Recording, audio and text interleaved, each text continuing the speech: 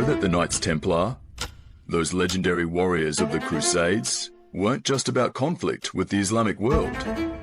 Beneath the battles and bloodshed lies a story of surprising coexistence, mutual respect, and even trade. The truth is far more fascinating than you might think. Stick around as we uncover the untold history of the Knights Templar and their relationship with the Islamic world. Welcome back to the channel.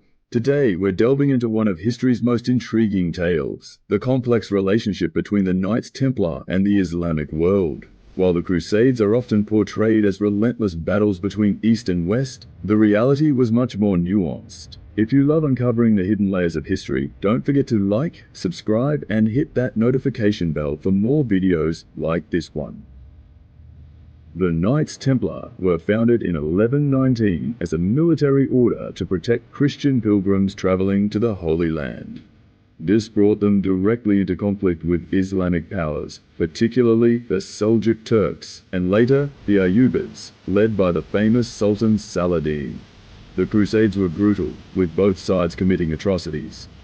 Yet, amidst the chaos of war, a grudging respect began to form.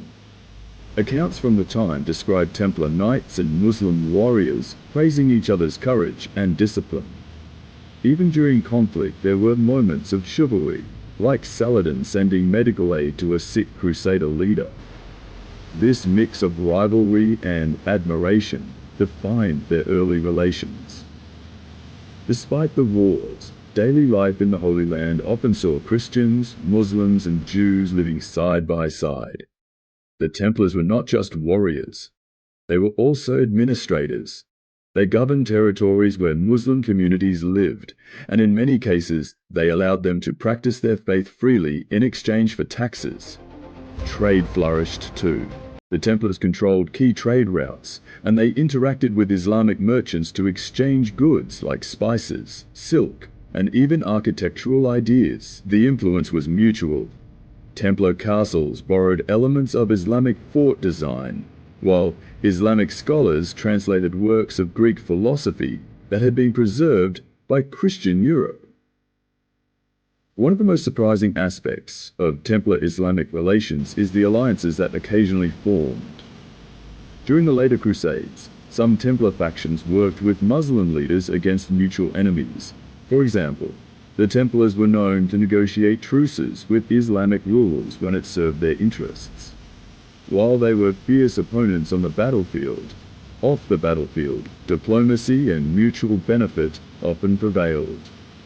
These alliances remind us that history is rarely black and white. It's filled with shades of grey. The Templars' relationship with the Islamic world left a lasting legacy. The exchanges of ideas, technologies, and culture during this time shaped the medieval world in profound ways. While the Crusades were a time of immense suffering, they also sparked an era of intellectual curiosity that would influence both Christian and Islamic societies for centuries. Today, their story reminds us of the duality of human nature, the capacity for both conflict and coexistence. It's a testament to how, even amidst war, bridges can be built. The story of the Knights Templar and their relationship with the Islamic world is one of contrasts, of war and peace, rivalry and respect, conflict and coexistence.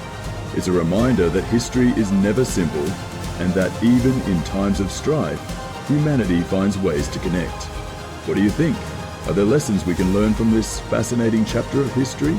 Let us know in the comments below. And if you enjoyed this video, don't forget to like, share, and subscribe for more historical deep dives. Until next time, stay curious.